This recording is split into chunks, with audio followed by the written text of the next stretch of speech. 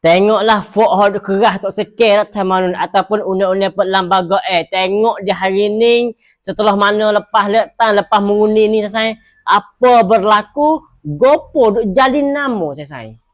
Hak tu dah saya nak goyak kata saya sungguh pun duk tah orang duk tah demo tu duk tah apa ni nak kamu tu. Tapi hak paling besar saya tahu dak nama.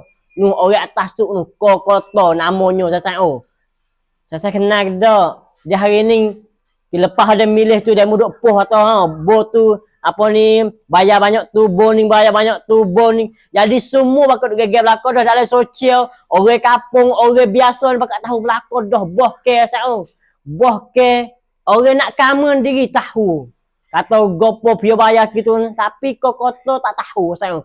Hak tu dah dengan sebab apa ni hasilnya daripada data manun ne kosong ataupun undang-undang perlembaga hak ne kosong tu hak ning dah hasilnya for you ni. Hasilnya mana? Kokoto ongkon isra. Saya kenal tak? Kokoto ongkon isra, ongkon hak demo tok. Hak apa ni hak demo tok sendiri masuk level demo, ikut demo nawak nama. Tengok di hari ni saya tengoklah kata di hari ni nampak dengan jelas-jelas lalu dah kata tipu dalam bilenge letang ni saya tengok di hari ni. Hak ni mujur saya nak seksa di apa ni Patung Tani tak silap sana.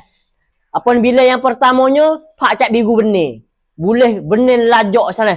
Tapi tak sewi nak saya tak sewi orang tengok, tak sewi orang tengok biar hidup bila kena tu saya. Tu nak kata leh. Lepas tu nak kisah tak jang. Nampak tak ada pelongsai, nampak tak ada jelas, nampak tak ada nyata, nampak nak tipu. Fok yo pun bakal geram-geram, cuba bila mula. Akhirnya dia mujang bila mula, tengok akhirnya cak 5 benih pula tekah ratus-ratus sao. Hot apa ni?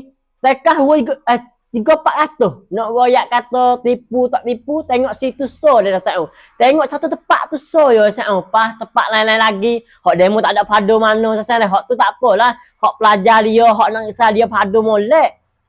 Pas tempat lain lagi cuba saya tengok. Hak dia berlaku di hari ni, salah satu sebabnya sebab pio saya. Saya tahulah. Ni dah panggil apa ni pun pelit daripada Ratamanun P60. Saya kena faham situlah. Alhamdulillah saya tempat kita 3 wilayah kita ni banyak orang hencop. Banyak sapangan buh kata tu jadi apa ni jadi hencop belako. Cak hijau belako.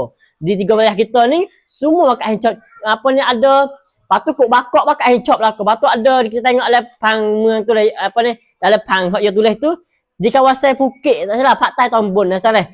Main hencop macam. Tapi alhamdulillah di tempat kita ni banyak ke orang hencop. Lalu itulah sao kita rasa mujur dah. Di hari ni kita rasa nak cabut lah. Bukan rasa apa gelegak lah rasa. Gelegak lah. Rasa nak apa ni nak cabut lah. Fok duk tipu, fok duk ke sana. Sungguh dah sao ya betul dah. Tapi dah bukan tu lepas ni bukan tu boleh nak ukar lalu lah Ratamanun pihak Suning. Ya ada lakah-lakah lagi, ada 3-4 lakah lagi sao. Kita kena usaha lagi sao. Usaha lagi sao. Itulah untuk nak apa nak negara kita ni suci bersih. Nak negara kita ni jauh daripada corruption. Nak negara kita ni betul sikit sang. Saya tak nampak lagi ke, ada lagi ke saya tak say buka undang-undang perlembaga ni tak say lagi ke. Ada lagi ke saya hak duk kerah lagi. Duk nampak Ratamanun P kosong ni molek lagi.